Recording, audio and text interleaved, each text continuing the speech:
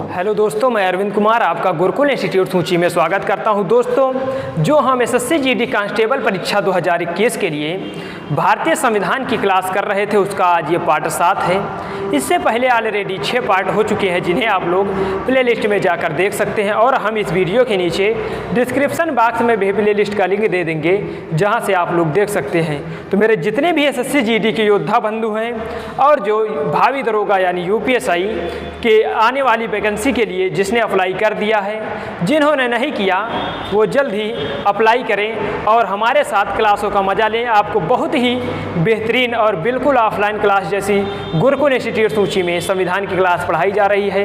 तो आप लोग कहीं भटके मत, आकर और बेहतरीन तरीके से संविधान की क्लास लें। तो दोस्तों, आज की क्लास में हम जो कल पढ़ रहे थे वो पढ़ रहे थे मूल अधिकार कि मूल अधिकार क्या होते हैं, उन्हें कैसे जानना है। तो हम लोग कल पढ़े थे मूल अधिकार का पार्ट 1, जिसमें हम कल कवर कर चुके थे। जो समानता का अधिकार है उसको पूरा ख़त्म कर चुके थे और स्वतंत्रता का अधिकार पढ़ रहे थे। उसकी अंतर्गत हमने जो स्वतंत्रता का पहला अधिकार था, यानी जो अनुच्छेद 19 में वर्णित था वाक एवं अभिव्यक्ति की स्वतंत्रता, तो हमने कल वाक और अभिव्यक्ति की स्वतंत्रता पर चर्चा किया है। और अब हमें आज जो पढ़ना है वो हमें शुरू करना है भारतीय संविधान का जो स्वतंत्रता के अधिकार के आने वाला अंतर्गत दूसरा जो अनुच्छेद है, यानी अनुच्छेद 20। लेकिन उससे पहले अगर अभी तक आपने क्लास को लाइक नहीं किया तो सबसे पहले क्लास को लाइक कीजिए और धमाकेदार तरीके से मैंने जितने भी एसएससी जीडी के योद्धा बंधु हैं शेयर कीजिए और चैनल को सब्सक्राइब कर बेल बटन अवश्य दबाएं, जिससे हमारी आने वाली सभी वीडियो के नोटिफिकेशन आपको नियमित रूप से मिल सके। तो दोस्तों, चलते हैं आज की क्लास को स्टार्ट करते हैं। तो आज की क्लास में हमें देखना है जो भारतीय संविधान का अनुच्छेद 20 है। तो हम आज स्टार्ट करते हैं। उससे पहले मेरी आप लोगों से निवेदन है कि आप लोग अपनी नोट्स निकाल लें और मेरे साथ बिल्कुल ऑफलाइन क्लास जैसे लिखते चलिएगा। तो आज हम स्टार्ट करते हैं क्या, भारतीय संविधान का अनुच्छेद 20। तो आप लोग हेडिंग डालिएगा अनुच्छेद 20, अनुच्छेद 20। तो हमें जो अनुच्छेद 20 में पढ़ना है वो क्या पढ़ना है। अनुच्छेद 20 क्या कहता है? अपराधों के संबंध में दोष सिद्ध के लिए संरक्षण। क्या? अपराधों के संबंध में दोष सिद्धि के लिए संरक्षण। तो आप लोग लिखिएगा अनुच्छेद जो 20 कहता है वो कहता है अपराधों के लिए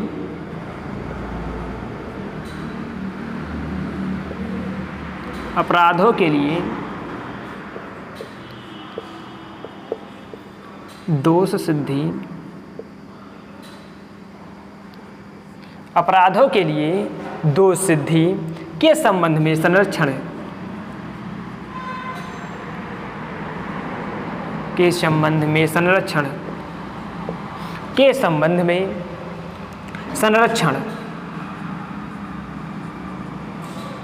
जो अनुच्छेद 20 है वो कहता है कि अपराधों के लिए दोष सिद्धि के संबंध में संरक्षण, कि अगर आप कोई अपराध करते हैं तो उसके लिए आपको ये दोहरा दंड से निषेध करता है। तो इसके अंतर्गत लिखिएगा, अगर आप कोई अपराध करते हैं, मान लीजिए कि उसके लिए वही सज़ा दी जाएगी जो जिस समय आपने अपराध किया है उस समय उसके लिए जो भी कानून बना होगा उसी के अंतर्गत आप लोगों को सज़ा दी जाएगी। तो इसमें लिखिएगा, जिसके अंतर्गत आने वाला जो पहला पॉइंट है आपके लिए बहुत ही महत्वपूर्ण है। तो आप लोग इसमें पहला पॉइंट लिखिएगा, किसी भी किए गए अपराध के लिए, क्या इसमें आप लोग लिखिएगा, किसी भी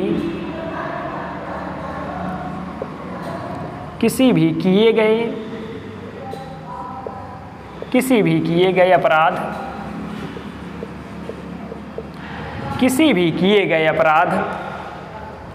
के लिए दोहरे दंड से, अपराध के लिए दोहरे दंड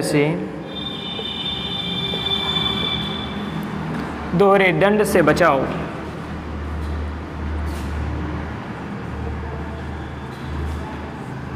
ये जो अनुच्छेद 20 का जो सब क्लॉज ए क्या कहता है कि किसी भी किए गए अपराध के लिए दोहरे दंड से बचाव का प्रावधान अनुच्छेद 20 का जो सब क्लास ए है वो करता है। और उसके बाद अब हमें जानना है कि मान लीजिए कि अगर आपने कोई अपराध किया है तो उसके लिए आज जो कानून बना है उसी के अंतर्गत आपको सज़ा दी जाएगी। यह नहीं होगा कि आज आपको एक बार सज़ा दी गई, उसके बाद आगे चलकर फिर से जब कानून बदला जाए तो आप लोगों को फिर से दोबारा सज़ा दिया जाए। तो इसका प्रावधान को निषेध करता है कौन? अनुच्छेद 20। उसके अंतर्गत इसका जो एक और सब क्लास 2 है वो क्या कहता है? उसके लिए लिखिएगा कि स्व अभिशंसन से छूट। क्या?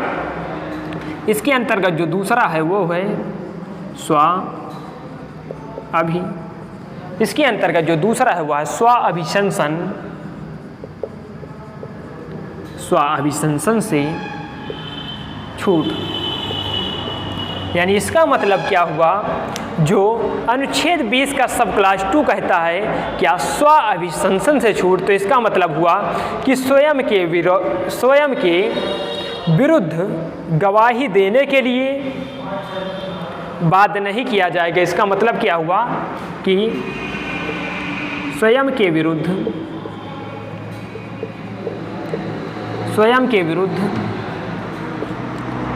गवाही देने के लिए बाध्य नहीं किया जाएगा।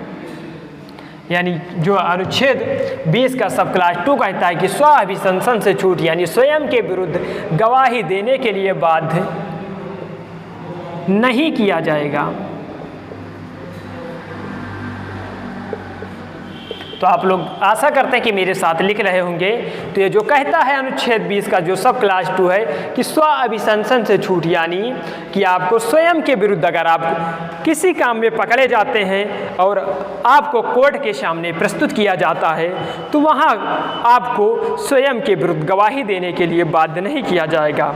तो आशा करते हैं कि आप लोगों ने जो भारतीय संविधान का अनुच्छेद 20 है उसे बहुत शिद्दत के साथ समझा होगा और ईमानदारी पूर्वक अपनी नोट्स में इसे नोट किया होगा। तो चलते हैं, देखते हैं कि इसके बाद जो आपके लिए बहुत ही महत्वपूर्ण अनुच्छेद है भारतीय संविधान का अनुच्छेद 21, जिसमें कहा गया है कि प्राण एवं दैहिक स्वतंत्रता, जो आपके प्राण हैं और आपकी दैहिक स्वतंत्रता के बारे में बताया गया है भारतीय संविधान के अनुच्छेद 21। तो आप लोग हेडिंग डालिएगा क्या? अनुच्छेद 21। तो आप लोग अनुच्छेद 21 में लिखिएगा प्राण एवं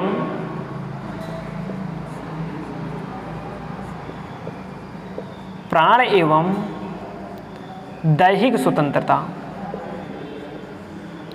इसमें कहा गया है कि प्राण एवं दैहिक स्वतंत्रता के बारे में बताया गया है भारतीय संविधान के अनुच्छेद 21 में। ये अनुच्छेद आपके लिए इतना महत्वपूर्ण है कि आपसे क्या बोला जाए। बहुत ही बेहतरीन और बहुत ही पेपर की दृष्टि से पूछा जाने वाला अनुच्छेद है अनुच्छेद 21। तो इसे आप लोग बहुत शिद्दत के साथ समझिएगा। और इसमें आगे क्या कहा गया है कि प्राण एवं दैहिक स्वतंत्रता या विदेश जाने का अधिकार। क्या? इसके अंतर्गत और लिखिएगा या विदेश जाने का अधिकार। इसी अनुच्छेद 21 में कहा गया है कि विदेश जाने का अधिकार। क्या? विदेश जाने का अधिकार। इसकी दृष्टि से एक वाद हुआ था जो आपके पेपर में हजारों बार पूछा गया है। तो मेरे जितने भी एसएससी जीडी के योद्धा बंधु हैं और भावी दरोगा जो इस क्लास को देख रहे हैं वो बहुत ही शिद्दत के साथ समझिएगा। ये जो फैक्ट है बहुत ही महत्वपूर्ण है। इसके लिए एक वाद हुआ था क्या? मेनका गांधी बनाम भारत संघवाद। क्या? मेनका गांधी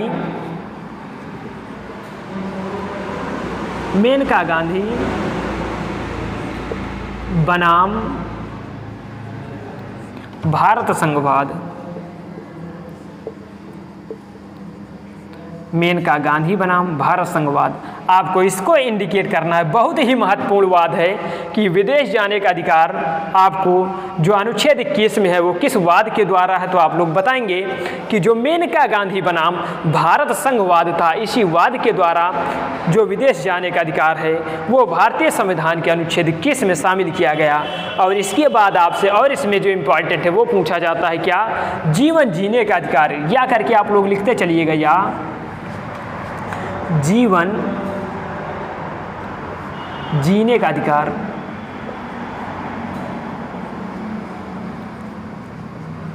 इसी में जीवन जीने का अधिकार के बारे में बताया गया है। जो अनुच्छेद 21 है इसी में जीवन जीने के बारे में बताया गया है कि हमें कैसे जीवन जीना चाहिए, हमारा जो मन होगा हम अपने मन मुताबिक जीवन जी सकते हैं, तो इसके बारे में भी बताया गया है। और उसके आगे इम्पॉर्टेंट है क्या, इसी में कहा गया है, या करके लिखते चलिएगा, निजता का अधिकारी। या करके क्या लिखिएगा, निजता का अधिकार। निजता का अधिकार,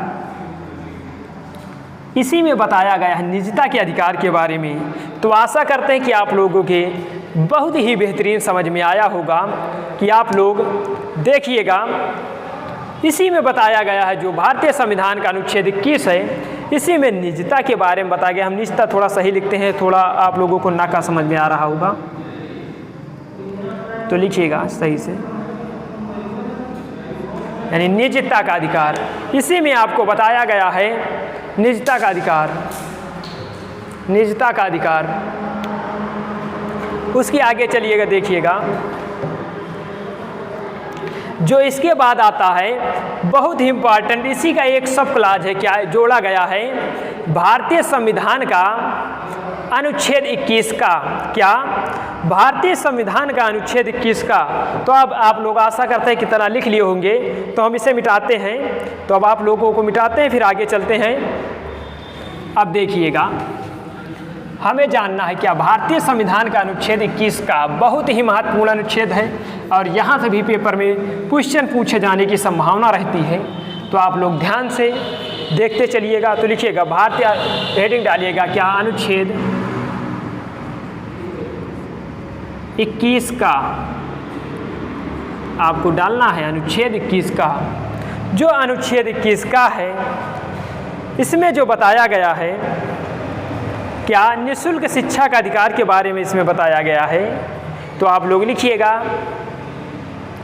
86वां संविधान संशोधन 2002 द्वारा, क्या इसमें लिखिएगा 86 कॉन्स्टिट्यूशन अमेंडमेंट एक्ट 2002, 86वां संविधान संशोधन 2002 के द्वारा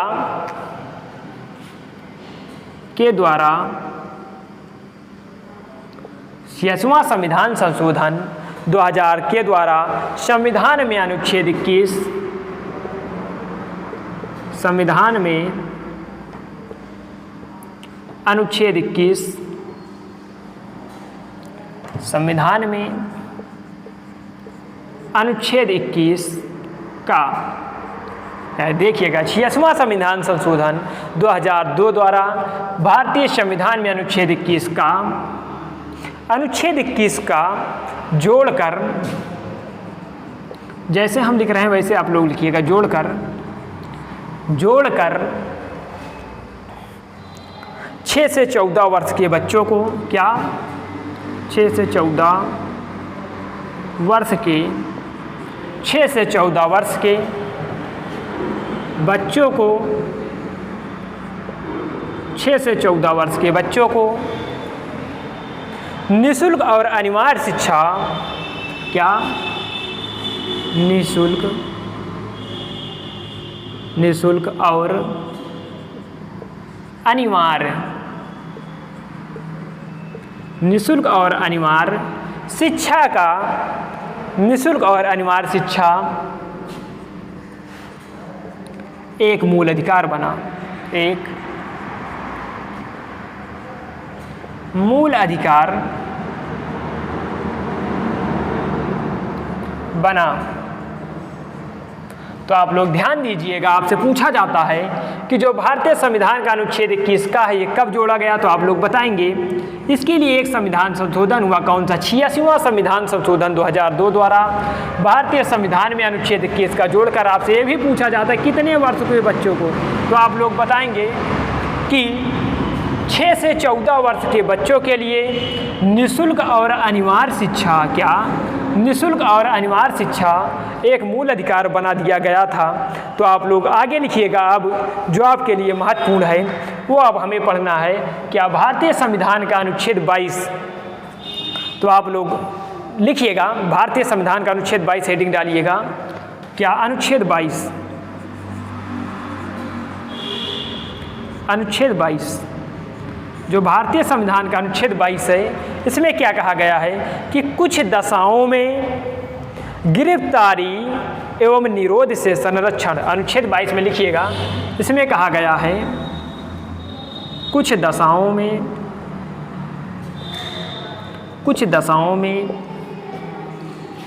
गिरफ्तारी, कुछ दशाओं में गिरफ्तारी,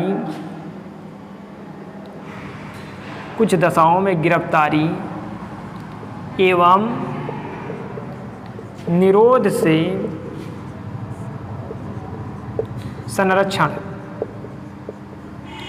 इसमें जो बताया गया है भारतीय संविधान के अनुच्छेद 22 में कुछ दशाओं में गिरफ्तारी एवं, यहाँ पर ने लिखी यानी में लिखिएगा तो आपका सेंटेंस और बढ़िया बनेगा। कुछ दशाओं में गिरफ्तारी एवं निरोध से संरक्षण जो अनुच्छेद 22 है, इसमें इसी की चर्चा की गई है कि कुछ ऐसे कंडीशन हैं जिसमें आपको गिरफ्तार नहीं किया जा सकता। तो आशा करते हैं कि आप लोगों ने समझा होगा। और अब हम आगे चलते हैं। अब हमें जो पढ़ना है वो पढ़ना है क्या भारतीय संविधान का अनुच्छेद 23, क्या बहुत ही महत्वपूर्ण है भारतीय संविधान का अनुच्छेद 23।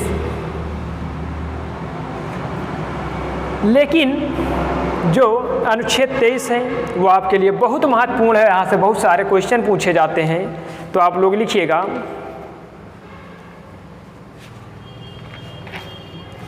ये जो आता है जो भारतीय संविधान का अनुच्छेद 23 है और 24 ये आते हैं शोषण के विरुद्ध अधिकार में। तो अब आप लोग इतना अगर लिख लिए हैं तो हम इसे मिटाते हैं। फिर चलते हैं, ये स्वतंत्रता का अधिकार आपके खत्म हुए। अब हमें पढ़ना है क्या शोषण के विरुद्ध अधिकार जो भारतीय संविधान के अनुच्छेद 23 और 24 में है। तो आशा करते हैं कि आप लोगों ने लिख लिया होगा। हम इसे मिटाते हैं, फिर आगे चलते हैं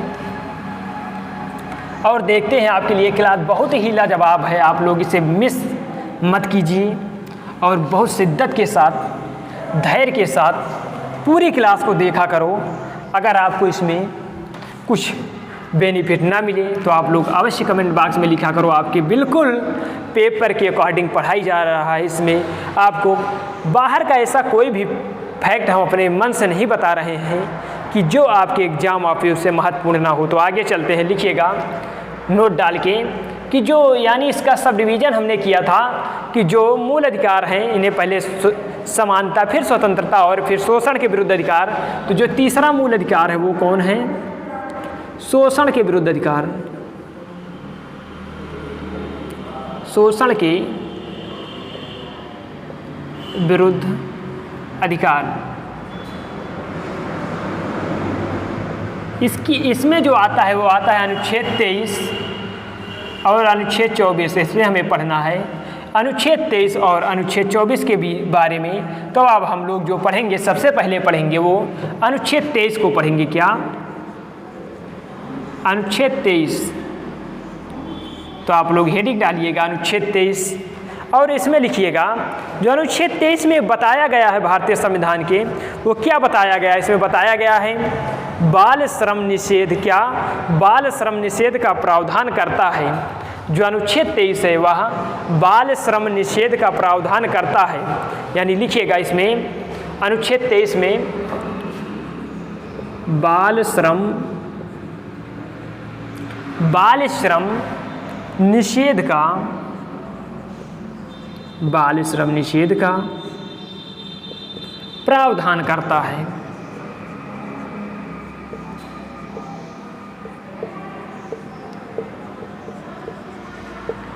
बाल श्रम निषेध का प्रावधान करता है। जो भारतीय संविधान का अनुच्छेद 23 है वह बाल श्रम निषेध का प्रावधान करता है। यानी अगर आपसे इसका अर्थ पूछा जाए तो आप लोग इसका अर्थ लिखिएगा, जिसका अर्थ है क्या, कोई भी किसी से जबरन काम नहीं करवाएगा। इसमें लिखिएगा इसका अर्थ क्या है। अगर आपसे बाल श्रम का अगर अर्थ पूछा जाए तो इसमें लिखिएगा कोई भी किसी से जबरन काम नहीं करवाएगा।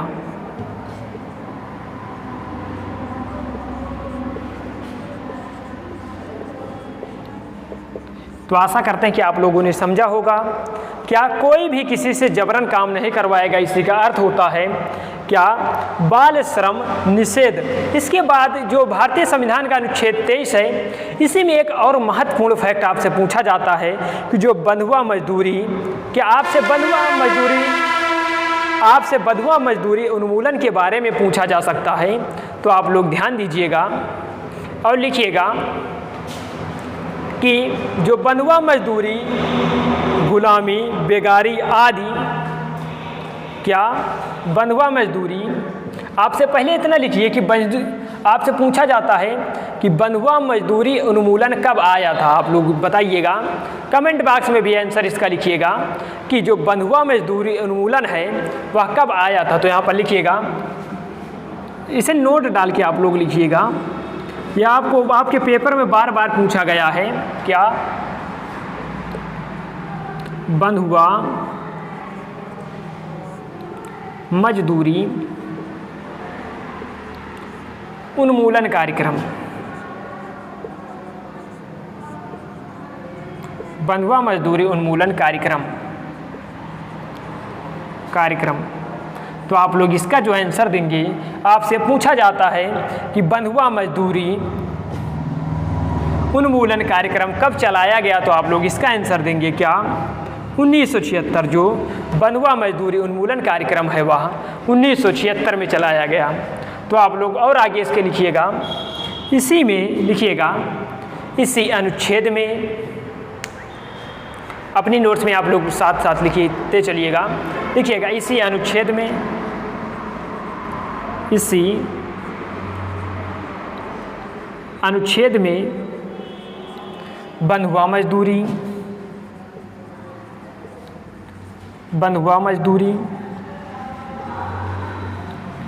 बेगारी, बंधुआ मजदूरी, बेगारी, गुलामी, बंधुआ मजदूरी, बेगारी, गुलामी आदि को प्रतिबंधित किया गया है। लिखिएगा, आदि को प्रतिबंधित, आदि को प्रतिबंधित किया गया है, आदि को प्रतिबंधित किया गया है। यानी जो भारतीय संविधान का अनुच्छेद 23 है, इसी के अंतर्गत बंधुआ मजदूरी, बेगारी, गुलामी आदि को भी प्रतिबंधित किया गया है कि आपसे कोई गुलामी नहीं करवाएगा, बेगारी नहीं करवाएगा और आपसे बंधुआ मजदूरी भी नहीं करा सकता। तो आप लोगों ने इसे ध्यान से समझा होगा। और अब उसके आगे जो हमें पढ़ना है वो पढ़ना है भारतीय संविधान का अनुच्छेद 24। क्या यहाँ पर लिखिएगा, जो शोषण के विरुद्ध अंतिम अधिकार है, यानी अनुच्छेद वो है अनुच्छेद 24। तो आप लोग अब देखिएगा, अनुच्छेद 24 हमको पढ़ना है। बहुत ही शिद्दत के साथ, बहुत धैर्य के साथ, बिल्कुल समझते हुए क्लास चल रही है। तो आप लोग धैर्य के साथ देखिएगा। अब हम चलते हैं, लिखते हैं क्या, कि जो भारतीय संविधान का अनुच्छेद 24 है, इसमें क्या कहा गया है।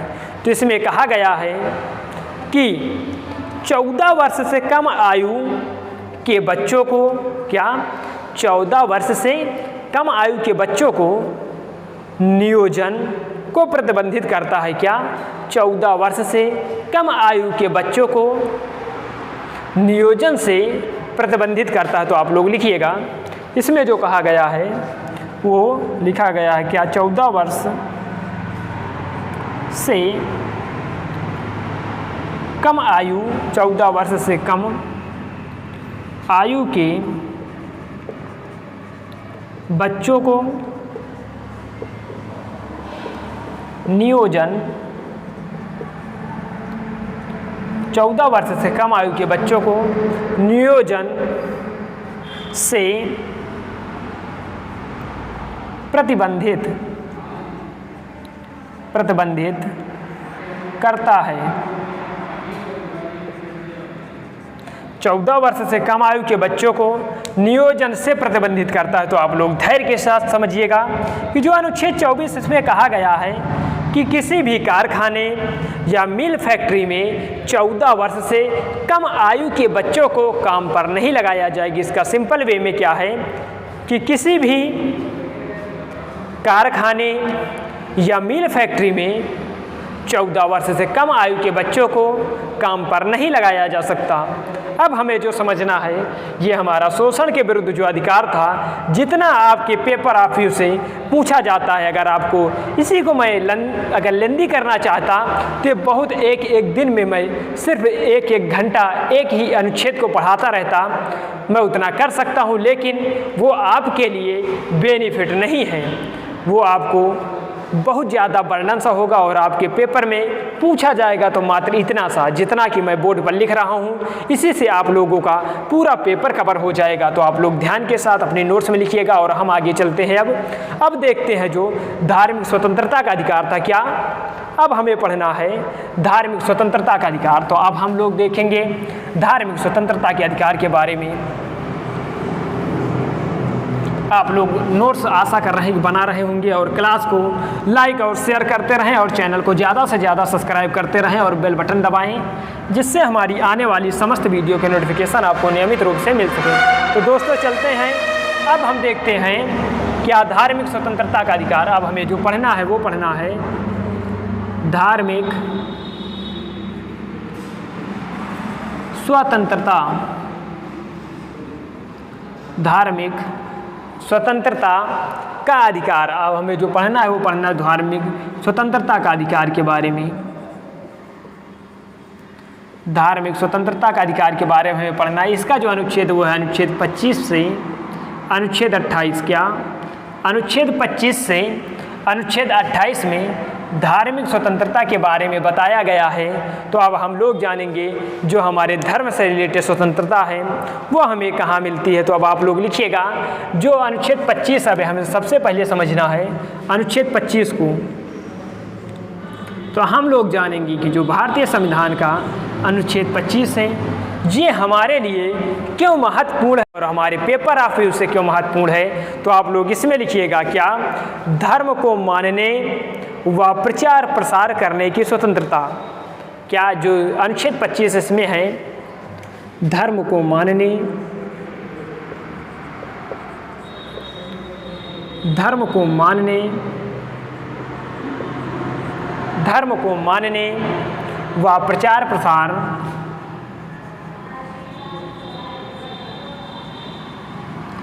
धर्म को मानने व प्रचार प्रसार करने की स्वतंत्रता।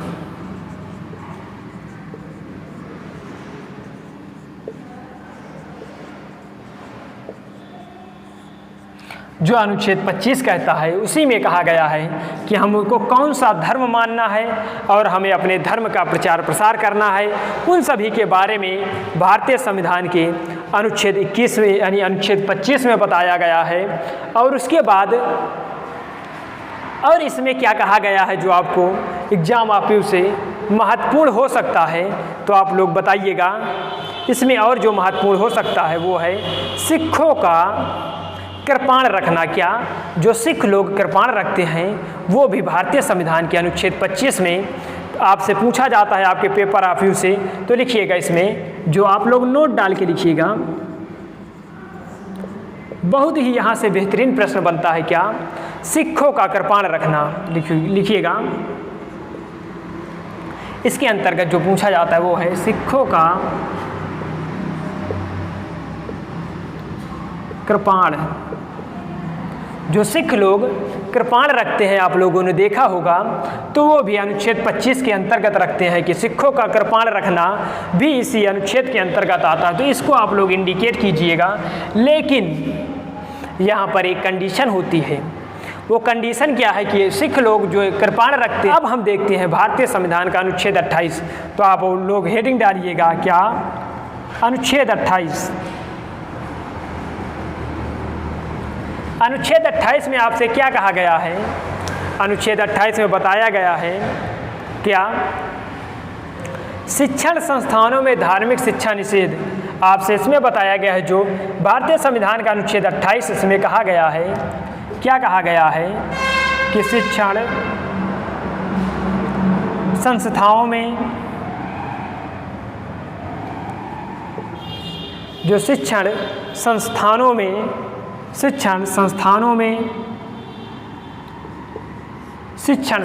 में धार्मिक शिक्षा निषेध करता है। शिक्षण संस्थानों में धार्मिक शिक्षा निषेध करता है। यानी जो भारतीय संविधान का अनुच्छेद 28 है, इसमें कहा गया है कि किसी भी शिक्षण संस्थान में, क्या? किसी भी शिक्षण संस्थान में धार्मिक शिक्षा नहीं दी जाएगी। उसी के बारे में बताया गया है भारतीय संविधान के अनुच्छेद 28 में। तो आप लोग इसे पहले नोट करिए, फिर हम आगे चलते हैं। तो दोस्तों, आज की क्लास बस यहीं तक। अब हम लोग कल जो इसके आगे पढ़ेंगे वो पढ़ेंगे जो 5वां मूल अधिकार है, वो क्या है? शिक्षा एवं संस्कृत का अधिकार। इसकी आगे हम लोग कल पढ़ेंगे शिक्षा एवं संस्कृत का अधिकार। उसके बाद पढ़ेंगे धार्मिक स्वतंत्रता का अधिकार। यानी क्या? पहले पढ़ेंगे शिक्षण एवं संस्कृत का अधिकार, उसके बाद पढ़ेंगे संवैधानिक उपचारों का अधिकार, और उसके बाद हम पहुंच जाएंगे भाग 4 में, जहां हमें पढ़ना है DPSP यानी राज्य के नीति निर्देशक तत्व। तो आशा करते हैं कि आज की क्लास आप लोगों को समझ में आई है। अगर समझ में आई है तो आप लोग पहले क्लास को लाइक कीजिए और शेयर कीजिए, और चैनल को ज़्यादा से ज़्यादा सब्सक्राइब कर बेल बटन अवश्य दबाएं। तो दोस्तों, आज की क्लास कैसी लगी कमेंट बॉक्स में लिखकर बताना ना भूलें।